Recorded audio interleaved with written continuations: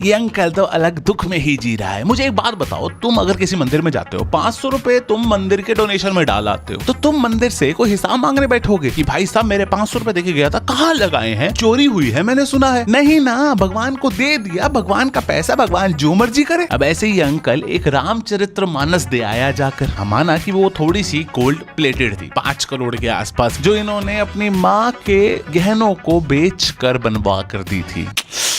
तो शुरू में तो पंडित ने बोला कि इसको तो हम यहाँ दरबार में रखेंगे, इसकी पूजा होगी रोज। और 2-3 महीने पूजा हुई और जब इनके रिश्तेदार राम मंदिर में गए, वहां जाकर देखा और उन्होंने बताया कि सर वहां तो आपकी कोई रामचरितमानस नहीं पड़ी थी। अंकल जी को शौक लग गया कि भाई साहब मैंने दी है, पड़ी कैसे नहीं है। वो पहुंच गए अयोध्या। वहां जाकर पहले तो अंकल जी को ऑफिस में घुसने से पहले 9 घंटे वेट कराया गया। जिस बंदे ने 5 करोड़ का दान दिया था उसे वेट कराया गया। भगवान के घर देर है अंधेर नहीं, तो देर तो लगती है ना। देखो, फिर भगवान के पर्सनल असिस्टेंट बाहर आए, चंपत राय जी, और कहते हैं कि मेरे पास हर रोज अंधा पैसा, गोल्ड जवाहरात आते हैं, मैं हर चीज का ध्यान थोड़ी रखने बैठा हूँ। बट अंकल को तो ठेस पहुंची इस बात पर। तो वो उनके पर्सनल असिस्टेंट के भी नीचे एक बंदा है, उसके पास चले गए। उनसे हाथ जोड़कर विनती करते हैं कि मेरे को बता दो वो कहाँ है। तो सामने से वो भी कहते हैं कि जब तक चंपत राय कुछ नहीं कर सकते तो कोई कुछ नहीं कर सकता। फिर दोबारा अंकल ने हिम्मत नहीं मारी, फिर चंपत राय पर गए और वहां जाकर इस बार 4 घंटे इंतजार किया, आधा हो गया टाइम। चंपत राय फिर कहते हैं सारा सामान मैं बाहर निकाल कर रखूं, अगली बार यहाँ आने की जरूरत नहीं है।